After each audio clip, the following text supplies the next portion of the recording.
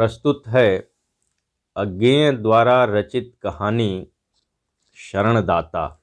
यह कहानी भारत पाक विभाजन की त्रासदी पर लिखी गई है।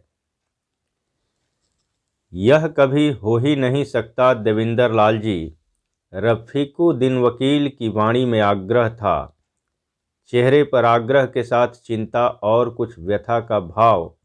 उन्होंने फिर दोहराया, यह कभी नहीं हो सकता देविंदर लाल जी। देविंदर लाल जी ने उनके इस आग्रह को जैसे कबूलते हुए पर अपनी लाचारी जताते हुए कहा, सब लोग चले गए, आपसे मुझे कोई डर नहीं, बल्कि आपका तो सहारा है। लेकिन आप जानते हैं, जब एक बार लोगों को डर जकड़ लेता है और भगदड़ पड़ जाती है, तब फिजा ही कुछ और हो जाती है। हर कोई हर किसी को शुबह की नज़र से देखता है और खामखा दुश्मन हो जाता है। आप तो मोहल्ले के सरवरा हैं, पर बाहर से आने जाने वालों का क्या ठिकाना है। आप तो देख ही रहे हैं कैसी कैसी वारदातें हो रही हैं। रफीकुद्दीन ने बात काटते हुए कहा, नहीं साहब, हमारी नाक कट जाएगी। कोई बात है भला कि आप घर बार छोड़कर अपने ही शहर में पनाह गर्जी हो जाएं। हम तो आपको जाने न देंगे, बल्कि ज़बरदस्ती रोक लेंगे। मैं तो इसे मेजॉरिटी फ़र्ज मानता हूँ कि वह माइनॉरिटी की हिफाजत करे और उन्हें घर छोड़ छोड़कर भागने न दे। हम पड़ोसी की हिफाजत न कर सके तो मुल्क की हिफाजत क्या खाक करेंगे। और मुझे पूरा यकीन है कि बाहर की तो खैर बात ही क्या, पंजाब में ही कोई हिंदू भी जहां उनकी बहुतायत है, ऐसा ही सोच और कर रहे होंगे। आप न जाइए, न जाइए। आपकी हिफाजत की जिम्मेदारी मेरे सिर बस। देविंदर लाल के पड़ोस के हिंदू परिवार धीरे धीरे एक एक करके खिसक गए थे। होता यह कि दोपहर शाम जब कभी साक्षात होता, देविंदर लाल पूछते, कहो लाल जी या बाऊ जी या पंडित जी, क्या सलाह बनाई है आपने। और वे उत्तर देते, जी सलाह क्या बनानी है, यहीं रह रहे हैं, देखी जाएगी। पर शाम को या अगले दिन सवेरे देविंदर लाल देखते कि वे चुपचाप जरूरी सामान लेकर कहीं खिसक गए हैं और लाहौर से बाहर कोई लाहौर में ही हिंदुओं के मोहल्ले में। और अंत में यह स्थिति आ गई थी कि अब उनके दाहिने ओर 4 मकान खाली छोड़कर एक मुसलमान गुजर का अहाता पड़ता था, जिसमें एक ओर गुजर की भैंसें और दूसरी ओर कई छोटे मोटे मुसलमान कारीगर रहते थे। बाईं ओर भी देविंदर और रफीकुद्दीन के मकानों के बीच के मकान खाली थे और रफीकुद्दीन के मकान के बाद मोजंग का अड्डा पड़ता था, जिसके बाद तो विशुद्ध मुसलमान बस्ती थी। देविंदर लाल और रफीकुद्दीन में पुरानी दोस्ती थी और एक एक आदमी के जाने पर उनमें चर्चा होती थी। अंत में जब एक दिन देविंदर लाल ने जताया कि वह भी चले जाने की बात पर विचार कर रहे हैं, तब रफीकुद्दीन को धक्का लगा और उन्होंने व्यथित स्वर में कहा, देविंदर लाल जी, आप भी। रफीकुद्दीन का आश्वासन पाकर देविंदर लाल रह गए। तब यह तय हुआ कि अगर खुदा न करे कोई खतरे की बात हुई भी तो रफीकुद्दीन उन्हें पहले ही खबर कर देंगे और हिफाजत का इंतजाम भी कर देंगे। चाहे जैसे हो, देविंदर लाल की स्त्री तो कुछ दिन पहले ही जालंधर मायके गई हुई थी। उसे लिख दिया गया था कि अभी न आए, वहीं रह गए देविंदर और उनका पहाड़िया नौकर संतू। किंतु यह व्यवस्था बहुत दिन नहीं चली। चौथे ही दिन सवेरे उठकर उन्होंने देखा संतू भाग गया है। अपने हाथों चाय बनाकर उन्होंने पी, धोने को बर्तन उठा रहे थे कि रफीकुद्दीन ने आकर खबर दी, सारे शहर में मारकाट हो रही है और थोड़ी देर में मोजंग में भी हत्यारों के गिरोह बंध बंध कर निकलेंगे। कहीं जाने का समय नहीं है। देवेंद्र लाल अपना जरूरी और कीमती सामान ले लें और उनके साथ उनके घर चले चलें। यह बला टल जाए तो फिर लौट आएंगे। कीमती सामान कुछ न था। गहना छन्ना सब स्त्री के साथ जालंधर चला गया था। रुपया थोड़ा बहुत बैंक में था और ज़्यादा फैलाव कुछ उन्होंने किया नहीं था। यों गृहस्थ को अपनी गृहस्थी की हर चीज़ कीमती मालूम होती है। देवेंद्र लाल घंटे भर बाद ट्रंक बिस्तर के साथ रफीकुद्दीन के यहाँ जा पहुँचे। तीसरे पहर उन्होंने देखा हुल्लड़ मोजंग में आ पहुंचा है। शाम होते होते उनकी निर्निमेष आंखों के सामने ही उनके घर का ताला तोड़ा गया और कुछ था जो कुछ लुट गया। रात को जहां तहां लपटें उठने लगीं और भादों की उमस धुआं खाकर और भी गला घोंटू हो गई। रफीकुद्दीन भी आंखों में पराजय लिए चुपचाप देखते रहे। केवल एक बार उन्होंने कहा, यह दिन भी था देखने को, और आज़ादी के नाम पर। या अल्लाह, लेकिन खुदा जिसे घर से निकालता है उसे फिर गली में भी पनाह नहीं देता। देवेंद्र लाल घर से बाहर तो निकल ही न सकते।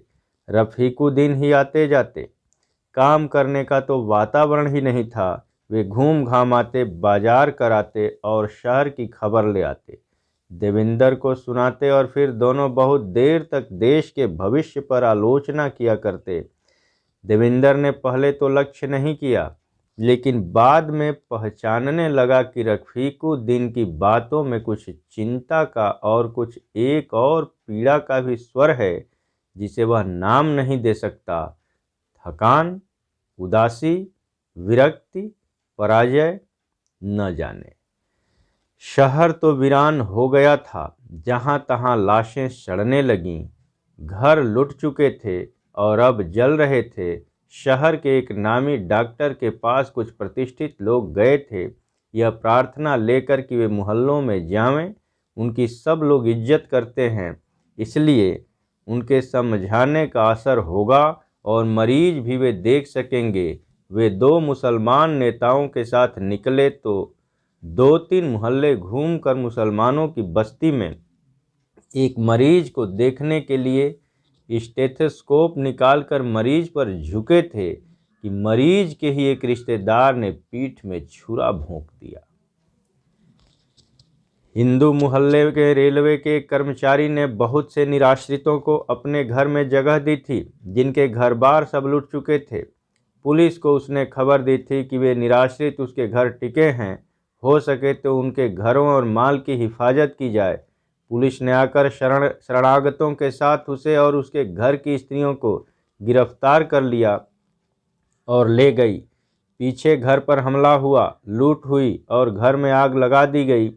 3 दिन बाद उसे और उसके परिवार को थाने से छोड़ा गया और हिफाजत के लिए हथियार बंद पुलिस ने अचानक बंदूक उठाकर उस पर और उसके परिवार पर गोली चलाई। वह और 3 स्त्रियां मारी गईं। उसकी मां और स्त्री घायल होकर गिर गईं और सड़क पर पड़ी रहीं। विषाक्त वातावरण, द्वेष और घृणा की चाबुक से तड़फड़ाते हुए हिंसा के घोड़े, विष फैलाने को संप्रदायों को अपने संगठन और उसे भड़काने को पुलिस और नौकरशाही।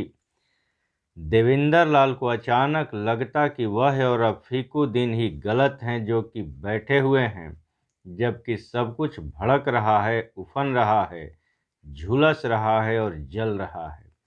और वे लक्ष्य करते कि वह अस्पष्ट स्वर जो वे रफीकुद्दीन की बातों में पाते थे, धीरे धीरे कुछ स्पष्ट होता जाता है।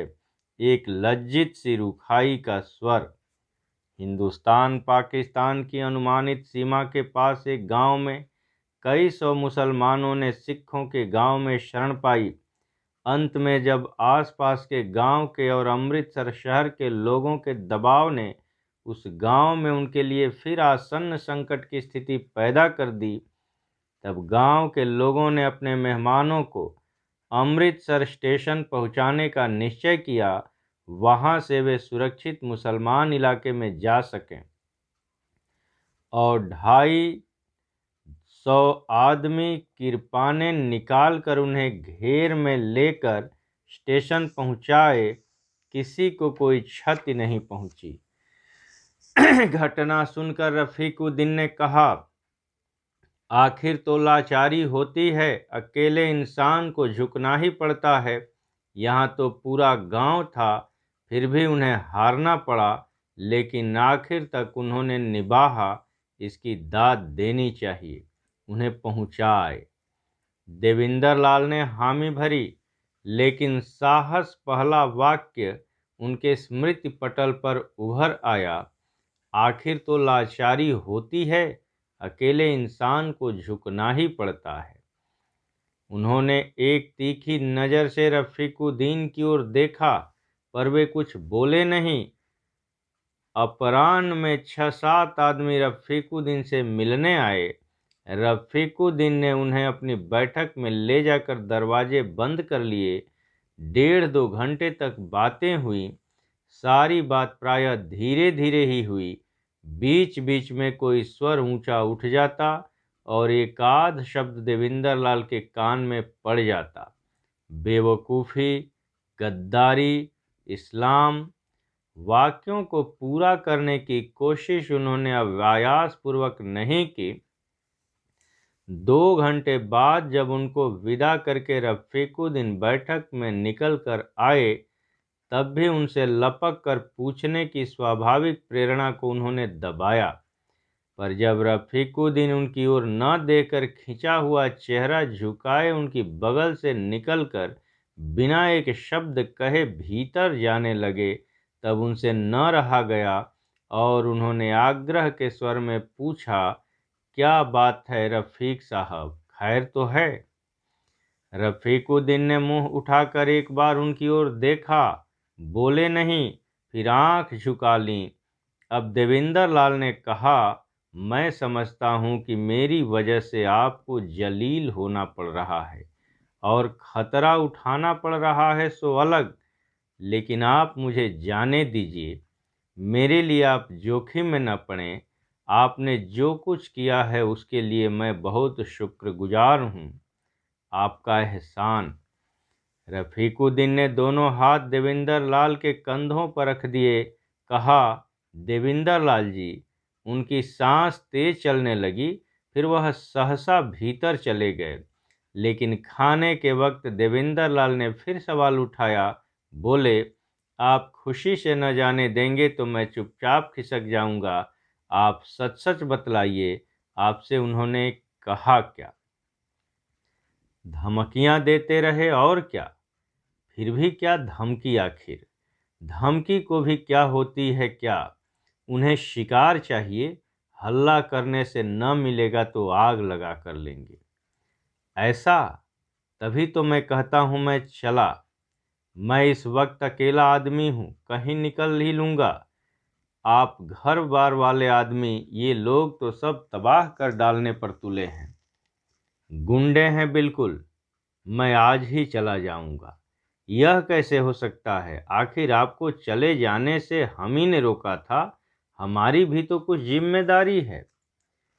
आपने भला चाहकर ही रोका था, उसके आगे कोई जिम्मेदारी नहीं है। आप जावेंगे कहाँ? देखा जाएगा। नहीं, यह नामुमकिन बात है। किंतु बहस के बाद तय हुआ कि देविंदर लाल वहां से टल जाएंगे। रफीकुद्दीन और कहीं पड़ोस में उनके एक और मुसलमान दोस्त के यहाँ छिप कर रहने का प्रबंध कर देंगे। वहाँ तकलीफ तो होगी पर खतरा नहीं होगा, क्योंकि देविंदर लाल घर में रहेंगे। वहाँ पर रहकर जान की हिफाजत तो रहेगी। तब तक कुछ और उपाय सोचा जाएगा निकलने का। देविंदर लाल शेख अताउल्लाह के अहाते के अंदर पिछली तरफ पेड़ों के झुरमुट की आड़ में बनी हुई एक गैरेज में पहुंच गए। ठीक गैराज में तो नहीं, गैराज की बगल में एक कोठरी थी, जिसके सामने दीवारों से घिरा एक छोटा सा आंगन था।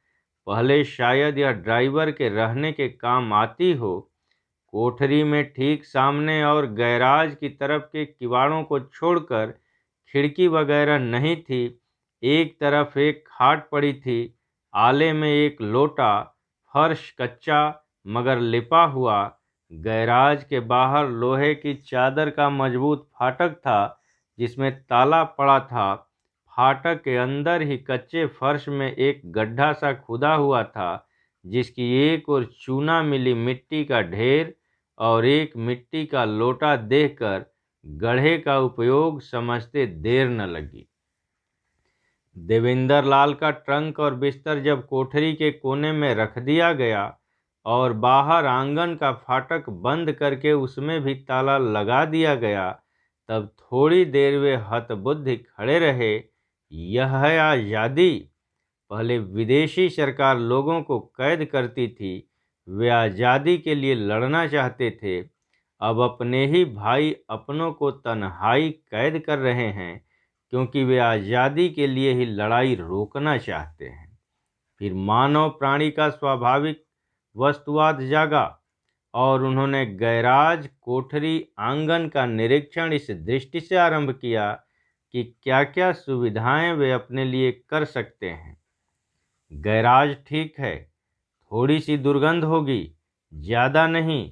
बीच का किवाड़ बंद, काम चलाऊ रोशनी आंगन से प्रतिबिंबित होकर आ जाती है क्योंकि आंगन के एक और सामने के मकान की कोने वाली बत्ती से रोशनी पड़ती है। बल्कि आंगन में इस जगह खड़े होकर शायद कुछ पढ़ा भी जा सके, लेकिन पढ़ने को है ही कुछ नहीं, यह तो ध्यान ही न रहा था। देवेंद्र लाल फिर ठिठक गए। सरकारी कैद में तो गा चिल्ला भी सकते हैं, यहाँ तो चुप रहना होगा। उन्हें याद आया, उन्होंने पढ़ा है जेल में लोग चिड़िया, कबूतर, गिलहरी, बिल्ली आदि से दोस्ती करके अकेलापन दूर करते हैं। यह भी न होती तो कोठरी में मकड़ी, चींटी आदि का अध्ययन करके उन्होंने एक बार चारों ओर नजर दौड़ाई। मच्छरों से भी बंधुभाव हो सकता है, यह उनका मन किसी तरह नहीं स्वीकार कर पाया। वे आंगन में खड़े होकर आकाश देखने लगे, आजाद देश का आकाश, और नीचे से अभ्यर्थना में जलते हुए घरों का धुआं। धूपेन धापयामः, लाल चंदन, रक्त चंदन। अचानक इन्होंने आंगन की दीवार पर एक छाया देखी, एक बिलार। उन्होंने बुलाया, आओ आओ, पर वह वहीं बैठा स्थिर दृष्टि से ताकता रहा। जहाँ बिलार आता है वहाँ अकेलापन नहीं है। देवेंद्र लाल ने कोठरी में जाकर बिस्तर बिछाया और थोड़ी देर में निर्द्वंद्व भाव से सो गए।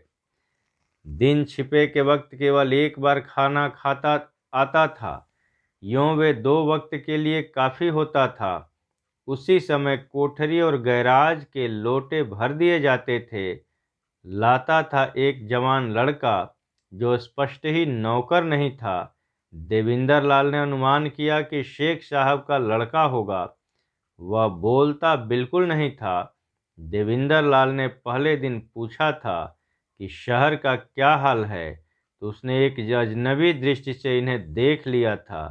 फिर पूछा कि अभी अमन हुआ है या नहीं, तो उसने नकारात्मक सिर हिला दिया था। और सब खैरियत, तो फिर सिर हिलाया था। हाँ, देवेंद्र लाल चाहते तो खाना दूसरे वक्त के लिए रख सकते थे, पर एक बार आता तो एक बार ही खा लेना चाहिए, यह सोच कर वे डर कर खा लेते थे और बाकी बिलार को दे देते थे। बिलार खूब हिल गया था, आकर गोद में बैठ जाता और खाता रहता। फिर हड्डी वड्डी लेकर आंगन के कोने में बैठकर चबाता रहता, या ऊब जाता तो देवेंद्र लाल के पास आकर घुरघुराने लगता। इस तरह शाम कट जाती थी। रात घनी हो जाती थी, तब वे सो जाते थे। सुबह उठकर आंगन में कुछ वर्जिश कर लेते थे कि शरीर ठीक रहे। बाकी दिन कोठरी में बैठे कभी कंकड़ों से खेलते, कभी आंगन की दीवार पर बैठने वाली गौरैया देखते, कभी दूर से कबूतर के गुटरू गूं सुनते, और कभी सामने के कोने से शेख जी के घर के लोगों की बातचीत भी सुन पड़ती। अलग अलग आवाज़ें वे पहचानने लगे थे। और 3-4 दिन में ही वे घर के भीतर के जीवन और व्यक्तियों से परिचित हो गए थे। एक भारी जनाना आवाज़ थी, शेख साहब की बीवी थी। एक और तीखी जनाना आवाज़ थी जिसके स्वर में वय का खुरदरापन था, घर की कोई और बुजुर्ग स्त्री। एक विनीत युवा स्वर था जो प्रायः पहली आवाज़ की जैबू जैबुनी पुकार के उत्तर में बोलता था, और इसलिए शेख साहब की लड़की जैबू निशा का स्वर था। दो मर्दानी आवाज़ें भी सुन पड़ती थीं। एक तो आबिद मियाँ की, जो शेख साहब का लड़का हुआ और जो इसलिए वही लड़का है जो खाना लेकर आता है, और एक बड़ी भारी और चर्बी से चिकनी आवाज़ तो शेख साहब की आवाज़ है। इस आवाज़ को देवेंद्र लाल सुन तो सकते, लेकिन इसकी बात के शब्दाकार कभी पहचान में न आते। दूर से तीखी आवाज़ों के बोल ही स्पष्ट समझ में आते हैं। जैबू की आवाज़ से देवेंद्र लाल का लगाव था। घर की युवती लड़की की आवाज़ थी। इस स्वाभाविक आकर्षण से ही नहीं, वह विनीत भी थी। इसलिए मन ही मन में वे जैबू निशा के बारे में अपने ऊहापोह का रोमानी खेलवाड़ कहकर अपने को थोड़ा झिझक भी लेते थे, पर अक्सर वे यह भी सोचते थे कि क्या यह आवाज़ भी लोगों में फिरका परस्ती का जहर भर सकती होगी। शेख साहब पुलिस के किसी दफ्तर में शायद हेड क्लर्क हैं। देवेंद्र लाल को यहाँ लाते समय रफ़ीकुद्दीन ने यही कहा था कि पुलिसियों का घर तो सुरक्षित होता है। वह बात ठीक है, लेकिन सुरक्षित होता है इसलिए शायद बहुत से उपद्रवों की जड़ भी होता है। ऐसे घर में लोग जहर फैलाने वाले हों तो अचंभा क्या। लेकिन खाते वक्त भी वे सोचते, खाने में कौन सी चीज़ किस हाथ की बनी होगी, परोसा किसने होगा। सुनी बातों से वे जानते थे कि पकाने में बड़ा हिस्सा तो उस तीखी खुरदरी आवाज़ वाली स्त्री का रहता था, पर परोसना शायद जैबू निशा के ही जिम्मे था। और यही सब सोचते सोचते देवेंद्र लाल खाना खाते और कुछ ज़्यादा ही खा लेते थे। खाने में बड़ी बड़ी मुसलमानों की रोटी के बजाय छोटे छोटे हिंदू फुलके देखकर देवेंद्र लाल के जीवन की एक रास्ता में थोड़ा सा परिवर्तन आया। मांस तो था, लेकिन आज रबड़ी भी थी, जबकि पीछे मीठे के नाम पर एक आध बार शाह टुकड़ा और एक बार फिरनी आई थी। आबिद जब खाना रखकर चला गया, तब देवेंद्र लाल क्षण भर उसे देखते रहे। उनकी उंगलियां फुलकों से खेलने सी लगीं। उन्होंने एक आध को उठाकर फिर रख दिया। पल भर के लिए अपने घर का दृश्य उनकी आंखों के आगे दौड़ गया। उन्होंने फिर दो एक फुलके उठाए और फिर रख दिए। हठात वे चौंके। 3 एक फुलकों की तह के बीच में कागज की एक पुड़िया सी पड़ी थी। देवेंद्र लाल ने पुड़िया खोली। पुड़िया में कुछ नहीं था। देवेंद्र लाल उसे फिर गोल करके फेंक देने वाले ही थे कि हाथ ठिठक गया। उन्होंने कोठरी से आंगन में जाकर कोने में पंजों पर खड़े होकर बाहर की रोशनी में पुर्जा देखा। उस पर कुछ लिखा था, केवल एक सतर, खाना कुत्ते को खिलाकर खाइएगा। देवेंद्र लाल ने कागज की चिंदियां की, चिंदियों को मसला, कोठरी से गैराज में जाकर उसे गड्ढे में डाल दिया, फिर आंगन में लौट आए और टहलने लगे। मस्तिष्क ने कुछ नहीं कहा, सन्न रहा। केवल एक नाम उसके भीतर खोया सा चक्कर काटता रहा, जैबू जैबू जैबू। थोड़ी देर बाद वह फिर खाने के पास जाकर खड़े हो गए। यह उनका खाना है, देवेंद्र लाल का, मित्र के नहीं तो मित्र के यहाँ से आया है, और उनके मेजबान के, उनके आश्रय दाता के, जैबू के पिता के। कुत्ता यहाँ कहाँ है? देविंदर लाल टहलने लगे। आंगन की दीवार पर छाया सर की बिलार बैठा था। देविंदर लाल ने बुलाया। वह लपक कर कंधे पर आ रहा। देविंदर लाल ने उसे गोद में लिया और पीठ सहलाने लगे। वह घुरघुराने लगा। देविंदर लाल कोठरी में गए। थोड़ी देर बिलार को पुकारते रहे, फिर धीरे धीरे बोले, देखो बेटा, तुम मेरे मेहमान, मैं शेख साहब का, है ना? वे मेरे साथ जो करना चाहते हैं वही मैं तुम्हारे साथ करना चाहता हूँ। चाहता नहीं हूँ पर करने जा रहा हूँ। वे भी चाहते हैं कि नहीं पता नहीं, यही तो जानना है। इसीलिए तो मैं तुम्हारे साथ वह करना चाहता हूँ जो मेरे साथ वे पता नहीं चाहते हैं कि नहीं। नहीं, सब बात गड़बड़ हो गई। अच्छा, रोज मेरी जूठन तुम खाते हो, आज तुम्हारी मैं खाऊंगा। हाँ, यह ठीक है, लो खाओ। बिलार ने मांस खाया। हड्डी झपटना चाहता था, पर देविंदर लाल ने उसे गोदी में लिए लिए ही रबड़ी खिलाई। वह सब चाट गया। देविंदर लाल उसे गोदी में लिए सहलाते रहे। जानवरों में तो सहज ज्ञान होता है खाद्य खाद्य का, नहीं तो वे बचते कैसे? सब जानवरों में होता है, और बिल्ली में तो जानवरों में शायद सबसे अधिक ज्ञान के सहारे जीने वाली है, तभी तो कुत्ते की तरह पलती नहीं। बिल्ली जो खा ले वह सर्वथा खाद्य है। यूं बिल्ली बड़ी मछली खा ले जिसे इंसान न खाए वह और बात है। सहसा बिलार जोर से गुस्से से चीखा और उछलकर गोद से बाहर जा कूदा। चीखता गुर्राता सा कूद कर दीवार पर चढ़ा और गैराज की छत पर जा पहुंचा। वहां से थोड़ी देर तक उसके कानों में अपने आप से ही लड़ने की आवाज आती रही। फिर धीरे धीरे गुस्से का स्वर दर्द के स्वर में परिणत हुआ।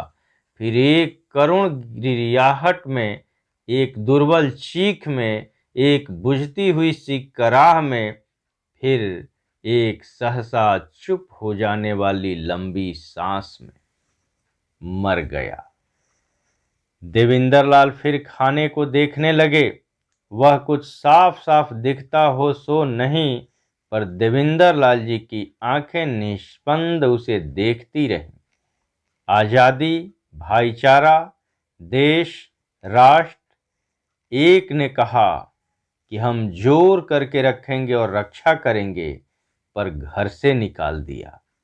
दूसरे ने आश्रय दिया और विष दिया, और साथ में चेतावनी की विष दिया जा रहा है। देविंदर लाल का मन ग्लानि से उमड़ आया। इस धक्के को राजनीति की भुरभुरी रेत की दीवार के सहारे नहीं, दर्शन के सहारे ही झेला जा सकता था। देविंदर लाल ने जाना कि दुनिया में खतरा बुरे की ताकत के कारण नहीं, अच्छे की दुर्बलता के कारण है। भलाई की साहसहीनता ही बड़ी बुराई है। घने बादल से रात नहीं होती, सूरज के निस्तेज हो जाने से होती है। उन्होंने खाना उठाकर बाहर आंगन में रख दिया। 2 घूंट पानी पिया, फिर टहलने लगे। तनिक देर बाद उन्होंने आकर ट्रंक खोला। एक बार सरसरी दृष्टि से सब चीज़ों को देखा, फिर ऊपर के खाने में 2-1 कागज, 2-1 फोटो, एक सेविंग बैंक की पासबुक और एक बड़ा सा लिफाफा निकालकर एक काले शेरवानी नुमा कोट की जेब में रखकर कोट पहन लिया। आंगन में आकर एक क्षण भर कान लगाकर सुना, फिर वे आंगन की दीवार पर चढ़कर बाहर फांद गए और बाहर सड़क पर निकल आए। वे स्वयं नहीं जान सके कि कैसे। इसके बाद की घटना घटना नहीं है। घटनाएं सब अधूरी होती हैं, पूरी तो कहानी होती है।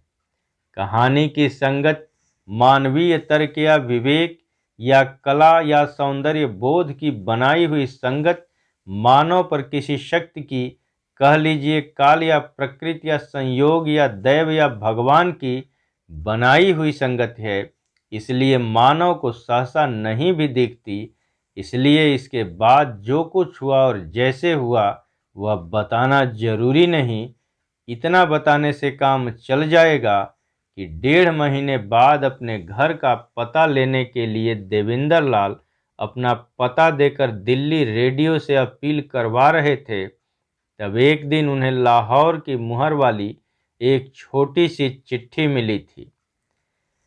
आप बचकर चले गए, इसके लिए खुदा का लाख लाख शुक्र है। मैं मनाती हूँ कि रेडियो पर जिनके नाम आपने अपील की है वे सब सलामती से आपके पास पहुँच जाएं। अब्बा ने जो किया या करना चाहा उसके लिए मैं माफ़ी मांगती हूँ और यह भी याद शायद दिलाती हूँ कि उसकी काट मैंने ही कर दी थी। एहसान नहीं जताती, मेरा कोई एहसान आप पर नहीं है, सिर्फ यह इल्तजा करती हूँ कि आपके मुल्क में अक़लियत का कोई मजलूम हो तो याद कर लीजिएगा। इसलिए नहीं कि वह मुसलमान है, इसलिए कि आप इंसान हैं।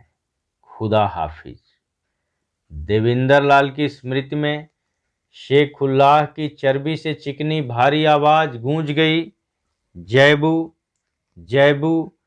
और फिर गैराज की छत पर छटपटाकर धीरे धीरे शांत होने वाली बिलार की वह दर्द भरी कराह, जो केवल एक लंबी सांस बनकर चुप हो गई थी, उन्होंने चिट्ठी को छोटी सी गोली बनाकर चुटकी से उड़ा दी।